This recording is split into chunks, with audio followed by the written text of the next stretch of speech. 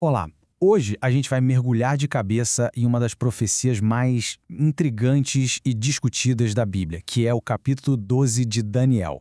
É uma mensagem que vem de muito tempo atrás, mas que tem implicações diretas para o que a gente conhece como o fim dos tempos. Vamos investigar isso juntos.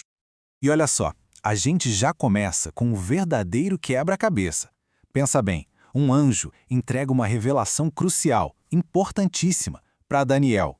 E logo em seguida, a ordem é para selar o livro. Ué, mas por quê?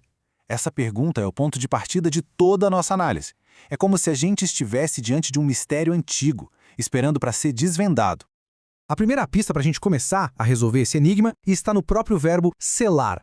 A maioria dos estudiosos concorda que a ideia aqui não era esconder a profecia para sempre. Pelo contrário, o objetivo era, na verdade, preservá-la, sabe, garantir que a mensagem chegasse intacta até o momento certo de ser compreendida, o chamado tempo do fim. Agora, o que é fascinante é quando a gente coloca Daniel lado a lado com o Apocalipse. Séculos depois, o apóstolo João recebe a ordem exatamente oposta: não seles as palavras. E a razão é clara, né?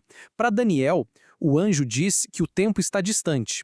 Para João, que o tempo está próximo. Isso cria uma espécie de ponte, uma linha do tempo profética que liga diretamente essas duas grandes revelações. E o mistério fica ainda mais denso com outra frase famosa do versículo 4. O que será que significa essa multiplicação do saber? E o correr de um lado para o outro? Essa passagem especificamente deu origem a séculos de debates e interpretações bem diferentes umas das outras. Vamos dar uma olhada nelas. Basicamente, a gente pode agrupar as ideias em três grandes chaves de interpretação. A primeira, a literal modernista, olha para essa frase e vê o nosso mundo hoje: aviões, trens, a internet, a explosão de informação. Já a segunda chave, a espiritual hermenêutica, foca no lado de dentro, sabe? Seria uma busca intensa por verdade espiritual, um mergulho cada vez mais profundo nas escrituras. E por fim, tem a visão histórico-profética, que amarra tudo a um evento muito específico: o retorno de Israel à sua terra. Esse fato teria sido o gatilho para a multiplicação de todo tipo de conhecimento. E essa visão histórico-profética vai ainda mais longe. O autor Silva, da Pedro Severino, chega a listar 24 sinais bem específicos que, para ele, seriam os precursores do fim.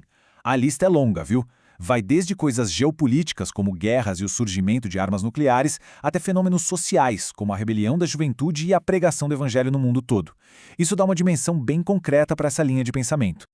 Ok, depois de passar por todas essas interpretações, por todas essas ideias, a própria narrativa do livro nos dá uma virada de chave. E o ponto de virada é a reação do próprio Daniel a tudo isso. É aqui que as coisas começam a mudar de figura. E aqui está. O próprio profeta, a pessoa que recebeu a revelação direta da fonte, ele admite: eu ouvi, mas não entendi. Essa confissão de humildade é, por si só, uma lição teológica muito forte. É quase um aviso contra a arrogância, sabe? Sugerindo que a chave para entender tudo isso talvez não esteja só na nossa capacidade intelectual. Então fica a pergunta: se nem um profeta entendeu, quem vai entender? E o próprio texto nos dá a resposta: os sábios entenderão. Isso nos leva direto para a resolução do mistério com que a gente começou. A verdadeira compreensão, ao que parece, não é bem uma conquista do intelecto, mas está ligada a uma condição espiritual. Mas, afinal, quem são os sábios? O próprio texto os define. Não são necessariamente os mais cultos ou os mais inteligentes no sentido convencional. São aqueles que passam por um processo de provação, de purificação. O entendimento, então, é apresentado como um dom, algo que é concedido àqueles que são refinados por essas experiências de vida. Esse processo é descrito claramente no versículo 10. Ele traça um caminho, quase um passo a passo. Primeiro, vem a provação, o tempo de angústia. Esse período difícil serve como um fogo purificador, que leva à segunda etapa, a purificação.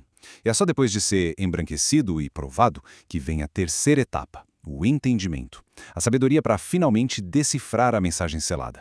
Não é algo instantâneo, é um caminho a ser percorrido. Então, o ponto central de tudo isso é este. A chave para desvendar as profecias do fim dos tempos, segundo Daniel 12, não está em ter mais informação ou uma mente mais afiada. A verdadeira compreensão é um dom moral. É uma consequência da purificação espiritual.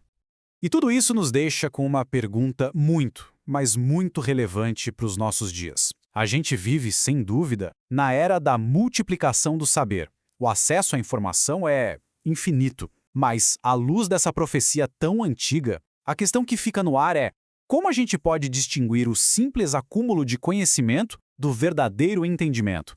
Fica aí a reflexão.